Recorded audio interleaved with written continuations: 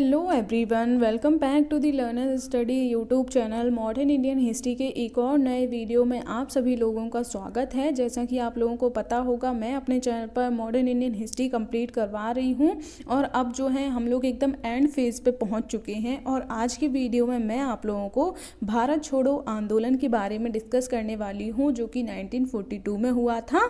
अभी तक जो है वो मैंने बहुत सारी चीज़ें कंप्लीट करवा दी। पहले मैंने 1935 तक करवाया था कि कांग्रेस के द्वारा जो भी आंदोलन चलाए गए थे वो कंप्लीट करवाए थे। फिर 1935 से पहले जितने भी तरीके के और भी क्षेत्रीय स्तर पर छोटे छोटे आंदोलन हुए थे, चाहे वो किसानों से संबंधित आंदोलन हो या फिर और भी जनजातीय आंदोलन हो, निम्न जातीय आंदोलन हो, तो सब कुछ मैंने काफ़ी डिटेल में करवाया था। उसके बाद 1935 के बाद की जो घटनाएं थी, चाहे उनमें 1937 का चुनाव हो या फिर उसके बाद जो है और भी चीज़ें जो थी, वो सारी मैंने अभी तक कई सारी चीज़ें कंप्लीट करवा दी हैं। लेकिन अगर आप लोगों ने लास्ट वाले वीडियोज़ नहीं देखे हैं तो प्लीज़ लास्ट वाले वीडियोस ज़रूर देख लीजिएगा, जिससे आप लोगों को कोई भी कन्फ्यूज़न नहीं रहेगा। और अभी तक जो है लगभग 55 से भी ज़्यादा वीडियोस हो चुके हैं, लेकिन अब हमारा सिलेबस ऑलमोस्ट कंप्लीट होने ही वाला है। तो आप लोग अगर मेरे चैनल पर नए हैं तो मैं आप लोगों को बता देना चाहती हूँ कि मॉडर्न हिस्ट्री के अलावा मैंने एंसेंट और मिडाइवल हिस्ट्री भी ऑलरेडी कंप्लीट करवा रखी है। तो अगर आप लोग एंसेंट और मिडाइवल हिस्ट्री के वीडियोस भी देखना चाहते हैं तो उनका लिंक भी आप लोगों को डिस्क्रिप्शन बॉक्स में मिल जाएगा। तो बने रहिए हमारे साथ for learn and study with learners study. चलिए अब हम लोग आज की वीडियो को स्टार्ट कर लेते हैं। तो आज हम लोग भारत छोड़ो आंदोलन के बारे में जानने वाले हैं, जो कि 1942 में हुआ था और इसे हम लोग जो है क्विट इंडिया मूवमेंट भी कहते हैं। तो आज हम लोग इसके बारे में जानेंगे। तो सबसे पहले हम लोग जो है इसकी पृष्ठभूमि समझ लेते हैं कि किस तरीके से चीज़ें स्टार्ट हुई थी, आखिर भारत छोड़ो आंदोलन क्यों स्टार्ट किया गया था। वैसे अगर मैं बता दूं, ये जो ड्यूरेशन था 1942 का, इस टाइम पे वर्ल्ड लेवल पे जो है वो द्वितीय विश्व युद्ध यानी कि सेकेंड वर्ल्ड वॉर चल रहा था। तो अगर हम लोग यहाँ पे बात करें, सेकेंड वर्ल्ड वॉर जो हुआ था वो मैंने आप लोगों को बताया था 1939 से 1945 तक हमें देखने को मिला था। तो इसी दौरान चीज़ें हमें देखने को मिली हैं। उसी में मैंने आप लोगों को लास्ट वाले वीडियो में क्रिप्स मिशन के बारे में बताया था, वो भी सेकेंड वर्ल्ड वॉर से रिलेटेड था। उसमें ये था कि सेकेंड वर्ल्ड वॉर में भारतीयों को शामिल होना चाहिए या फिर नहीं होना चाहिए, उसके ऊपर जो है क्रिप्स मिशन लेके आया गया था। तो अगर यहाँ पे हम लोग बात करें, सेकेंड वर्ल्ड वॉर की वजह से कई सारी और भी चीज़ें देखने को मिल रही थी। तो उसी की अगर हम लोग बात करें, उसी दौरान हम लोग देखते हैं कि ब्रिटिश सरकार और कांग्रेस के बीच बातचीत के सारे रास्ते बंद हो गए थे। यानी कि ब्रिटिश सरकार का जो पूरा फोकस था वो द्वितीय विश्व युद्ध में लगा हुआ था और अब वो हमारे देश में जो भी आंदोलन वगैरह चल रहे थे, यानी कि पूर्ण स्वराज की मांग जो की जा रही थी या फिर स्वतंत्रता की मांग की जा रही थी, तो उन सारे मुद्दों पर ब्रिटिश सरकार का कोई भी ध्यान नहीं था और वो इस बारे में कोई भी बातचीत नहीं कर रहे थे। तो इस वजह से हमें दिखाई देता है कि हमारे देश के जो नेता हुआ करते थे या फिर जो भी उस टाइम पे लीडर्स हुआ करते थे, उन्हें ऐसा लगता है कि अब ब्रिटिश सरकार से बातचीत करने के और कोई भी रास्ता नहीं है। और उस टाइम पे जो ब्रिटिश सरकार का रुख था वो भी काफ़ी ज़्यादा हमें रूढ़िवादी दिखाई देने लगा था। तो इसी वजह से हमें देखने को मिलता है कि और भी चीज़ें होती हैं, जैसे सेकेंड वर्ल्ड वॉर की वजह से महंगाई काफ़ी ज़्यादा बढ़ती जाती है, जिससे आम लोगों में और ज़्यादा बेचैनी बढ़ती जा रही थी। इसके अलावा उस टाइम की जो अंतर्राष्ट्रीय परिस्थितियाँ थी वो भी आंदोलन के अनुकूल थीं। यानी कि अगर हम लोग बात करें, जैसे कि अगर हम लोग बात करें जापान, जो कि एक काफ़ी छोटा देश हुआ करता था, उसे भी एशिया में सफलता मिल जाती है। तो इससे भी हमारे देश के जो क्रांतिकारी हुआ करते थे उनमें उत्साह की भावना देखने को मिलती है। तो उसका भी इम्पैक्ट हमारे देश में पड़ता हुआ नजर आता है और वो लोग द्वितीय विश्व युद्ध को एक अवसर के रूप में देखने लगते हैं। यानी कि जैसे अगर हम लोग बात करें, जब जापान को सफलता मिल जाती है तो उससे हमारे देश के जो क्रांतिकारी हैं वो भी उत्साहित होते हैं कि हमारे देश को भी कोई ना कोई आंदोलन करना चाहिए, विरोध प्रदर्शन करना चाहिए और हमें भी अपनी जो सफलता है उसके तरफ आगे बढ़ने के प्रयास करने चाहिए। तो यहाँ से हमें देखने को मिलता है कि ये भी एक चीज़ हमें देखने को मिलती है कि जापान जब सफल हो जाता है तो उसका इम्पैक्ट भी पड़ता है। इसके अलावा और भी जो समाजवादी नेता हुआ करते थे या और भी तरीके के मतलब हर तरीके से कांग्रेस पे दबाव बनाया जा रहा था कि वो कोई ना कोई आंदोलन शुरू करे। द्वितीय विश्व युद्ध जो चल रहा है उसकी वजह से ब्रिटिश सरकार का हमारे देश के ऊपर अभी कोई ध्यान नहीं है, तो हमें भी इस अवसर का फ़ायदा उठाना चाहिए और अपने देश को स्वतंत्रता दिलाने के लिए कोई ना कोई आंदोलन बड़े स्तर पर करना चाहिए। तो इसी वजह से हमें देखने को मिलता है कि 1942 में वर्धा में आंदोलन को प्रारंभ करने को लेके हमें कांग्रेस की एक बैठक देखने को मिलती है और इस बैठक में आंदोलन को लेकर सहमति बनती है और यहाँ से ये प्रस्ताव पारित किया जाता है कि 8 अगस्त 1942 को आंदोलन जो है वो औपचारिक रूप से शुरू कर दिया जाएगा। तो डेट ज़रूर याद रख लीजिएगा कि जो भारत छोड़ो आंदोलन था वो किस डेट से स्टार्ट हुआ था। तो 8 अगस्त 1942 से आंदोलन को स्टार्ट करने की घोषणा कर दी गई थी। हालांकि इस आंदोलन के दौरान कई सारी हमें हिंसात्मक घटनाएं देखने को मिलती हैं। भारत छोड़ो आंदोलन जो है वो अहिंसात्मक आंदोलन नहीं था, हालांकि कोशिश यही की गई थी कि इसको अहिंसात्मक ही रखेंगे, लेकिन ये जो आंदोलन है वो बहुत बुरे तरीके से हिंसात्मक हो जाता है, क्योंकि जैसा मैंने बताया 8 अगस्त को आंदोलन स्टार्ट करना था और 8 अगस्त की सुबह ही हम लोग देखते हैं कि ब्रिटिश सरकार जितने भी हमारे जो उस टाइम पे लीडर्स हुआ करते थे, बड़े बड़े जो लीडर्स हुआ करते थे, उन सबको गिरफ्तार कर ले जाती है और जेल में जाके बंद कर देती है। तो इससे भी आम जनता में काफ़ी ज़्यादा विरोध की भावना पैदा हो जाती है और फिर आम जनता जो है वो बहुत तरीके की हिंसात्मक गतिविधियां करती हुई नजर आती है। तो एक भारत छोड़ो आंदोलन जो था एक बहुत हिंसात्मक तरीके का आंदोलन हमें देखने को मिलता है। कई सारी ऐसी गतिविधियां की जाती हैं जो कि इससे पहले नहीं हुई थी, यानी कि अगर हम लोग बात करें ऐसी बहुत सी हिंसात्मक गतिविधियां हमें यहाँ पे देखने को मिलती हैं। तो ये सारी पृष्ठभूमि आप लोग समझ गए होंगे कि क्यों जो भारत छोड़ो आंदोलन है वो स्टार्ट किया गया था। तो इसका मेन रीज़न जो है वो सेकेंड वर्ल्ड वॉर के टाइम पे जो भी तरीके की सिचुएशन बन रही थी उसकी वजह से ही हमारे देश के जो लोग हुआ करते थे उन पे दबाव बन रहा था कि वो भी जो है कोई ना कोई आंदोलन स्टार्ट करें, और जापान की सफलता से भी उन लोगों में उत्साह आ गया था। तो इस वजह से उन्होंने भारत छोड़ो आंदोलन स्टार्ट किया। हालांकि आंदोलन स्टार्ट करने के बाद की जो गतिविधियाँ रहीं वो हमें काफ़ी ज़्यादा खराब देखने को मिलती हैं। तो अब हम लोग जो है इस आंदोलन की विशेषताओं को डिस्कस कर लेते हैं। तो आई होप आप लोगों को पृष्ठभूमि से संबंधित कोई भी कंफ्यूजन नहीं होगा। तो अब हम लोग जो है इसकी विशेषताओं के बारे में डिस्कस कर लेते हैं। तो भारत छोड़ो आंदोलन की विशेषताओं के बारे में अगर हम लोग बात करें तो इसका जो लक्ष्य था वो तो हमेशा से ही जितने भी आंदोलन यहाँ पर चलाए जा रहे हैं सबका एक ही लक्ष्य है, पूर्ण स्वराज की प्राप्ति या फिर स्वतंत्रता की प्राप्ति। तो यहाँ पर भी जो ये आंदोलन स्टार्ट किया गया था वो पूर्ण स्वराज के लक्ष्य के साथ ही स्टार्ट किया गया था। इसके अलावा आंदोलन को अहिंसात्मक और संगठित रखने की योजना बनाई गई थी, लेकिन आंदोलन जो है वो काफ़ी बड़े लेवल पे हिंसात्मक हो जाता है। तो यहाँ पे हमें हिंसात्मक अभिव्यक्ति भी होती हुई नज़र आती है।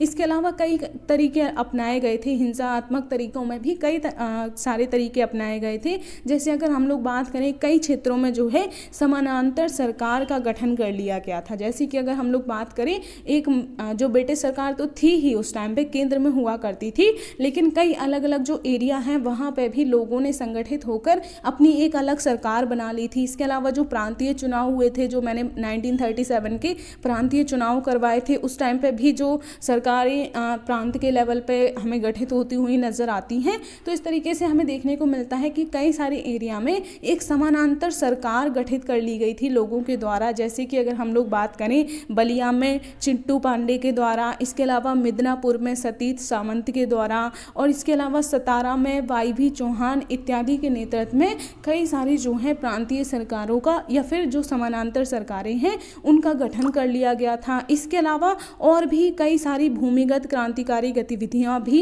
हमें दिखाई देती हैं। तो ये भी हिंसात्मक प्रतिरोध के कई तरीके हमें देखने को मिलते हैं। जैसे अगर हम लोग भूमिगत गतिविधियों में बात करें तो यहाँ पे जे.पी. लोहिया की हमें काफ़ी महत्वपूर्ण भूमिका देखने को मिलती है। इन्होंने आज़ाद दस्ता नामक एक संस्था बनाई थी और इसके द्वारा ये जो है युवाओं को हिंसात्मक गतिविधियों से संबंधित प्रशिक्षण दिया करते थे, यानी कि युवाओं को हिंसात्मक गतिविधियां करना सिखाते थे। तो ये भी हमें देखने को मिलता है। जेपी लोहिया जो है, इनकी भी काफ़ी महत्वपूर्ण भूमिका हमें देखने को मिलती है भारत छोड़ो आंदोलन के दौरान, क्योंकि यहाँ पे जो मेन लीडर्स हुआ करते थे, जैसे महात्मा गांधी हैं, जवाहरलाल नेहरू हैं, इसके अलावा सरदार वल्लभ भाई पटेल हैं, और भी जो बड़े बड़े नेता हुआ करते थे, उन सबको जो है ब्रिटिश सरकार ने उनको जेल में डाल दिया था। तो इस वजह से अलग अलग एरिया में कई सारे छोटे छोटे जो नेता हैं वो उभर कर सामने आते हैं और उनके द्वारा नेतृत्व किया जाता है। तो यहाँ पे जैसे जेपी लोहिया हैं, इसके अलावा जो मैंने यहाँ पे बताया कि कई सारी समानांतर सरकारों का गठन कर लिया जाता है,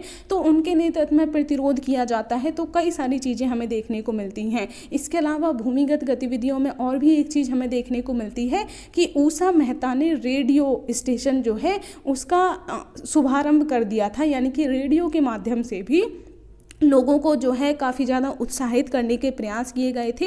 तो रेडियो की भी भारत छोड़ो आंदोलन के दौरान काफ़ी महत्वपूर्ण भूमिका देखने को मिलती है, क्योंकि रेडियो की वजह से लोगों तक जो है संपर्क हो पा रहा था। तो ये भी हमें काफ़ी सारी चीज़ें देखने को मिलती हैं। रेडियो का जो उस टाइम पे स्टार्ट किया गया था, रेडियो का जो शुभारंभ किया गया था, उसकी भी एक काफ़ी महत्वपूर्ण भूमिका देखने को मिलती है हमें भारत छोड़ो आंदोलन के दौरान। तो ऊषा मेहता ने जो है रेडियो का शुभारंभ किया था, उन्होंने मुंबई में रेडियो स्टेशन का संचालन किया था। तो इनके बारे में भी आप लोग याद रख लीजिएगा। तो ये कई सारी गतिविधियां हमें देखने को मिलती हैं। इसके अलावा और भी बहुत तरीके की हिंसात्मक गतिविधियां हुई थी, जैसे कई सारे पुलिस स्टेशनों को जला दिया गया था, और भी बहुत सारी चीज़ें हमें देखने को मिलती हैं। यानी कि अगर हम लोग बात करें, जितने भी तरीके के जो स्वतंत्रता के लिए आंदोलन चलाए गए थे, उनमें भारत छोड़ो आंदोलन हमें सबसे ज़्यादा हिंसात्मक आंदोलन देखने को मिलता है। और ये अगर हम लोग बात करें, इसकी तीव्रता को हम लोग इससे भी समझ सकते हैं कि ब्रिटिश सरकार ने जिस कठोरता से इस आंदोलन का दमन किया था, उससे भी हम लोग जो है भारत छोड़ो आंदोलन की तीव्रता का अनुमान लगा सकते हैं। तो यहाँ से आप लोग जो है इसकी ये सारी चीज़ें याद रख लीजिएगा।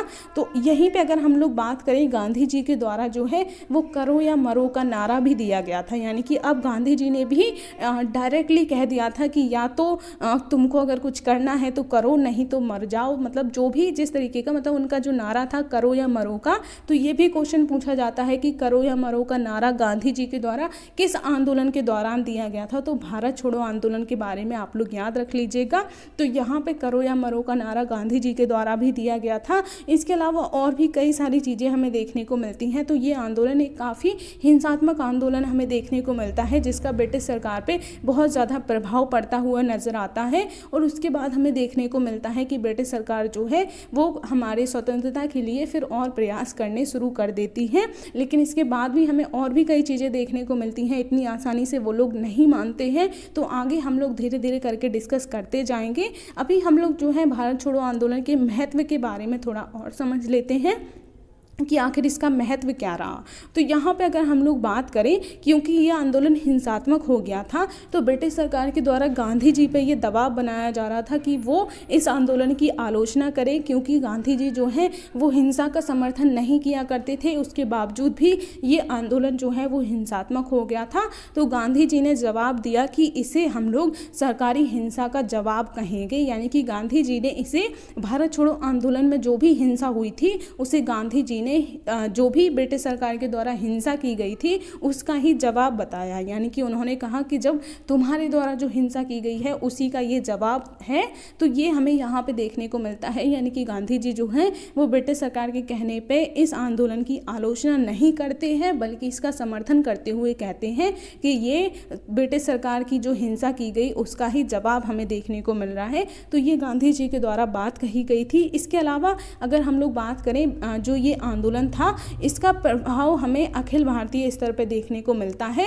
यानी कि अगर हम लोग बात करें, इसमें हमें मोस्टली सभी लोग शामिल देखने को मिलते हैं, चाहे गाँव के हों चाहे शहर के हों। यानी कि इसका जो प्रसार है वो ग्रामीण के साथ साथ शहरी क्षेत्रों में भी देखने को मिलता है। इसके अलावा सभी वर्गों की हमें इसमें भूमिका देखने को मिलती है, चाहे महिलाएं हों चाहे छात्र हों या फिर और भी जितने भी तरीके के लोग हैं, सबका हमें इसमें पार्टिसिपेशन देखने को मिलता है। यानी कि एक बड़े स्तर पर आम लोगों ने भी इसमें बहुत ज़्यादा पार्टिसिपेट किया था। इसके अलावा दूसरे धर्मों के लोगों के द्वारा भी पार्टिसिपेट किया गया था। हालांकि यहाँ पे कुछ चीज़ें हमें अपवाद भी देखने को मिलती हैं, जैसे कि मुसलमान और मजदूर वर्ग जो था उसकी हमें कम भागीदारी देखने को मिलती है।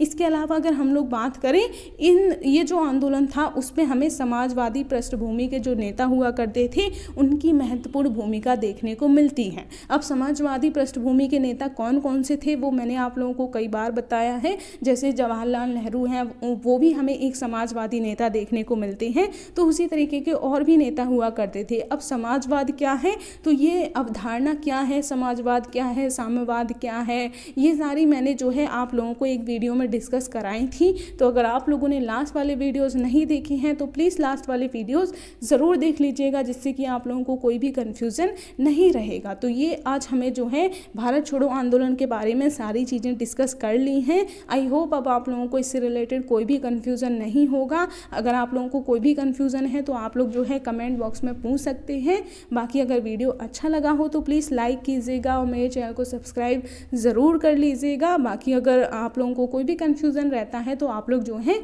कमेंट बॉक्स में मुझसे पूछ सकते हैं।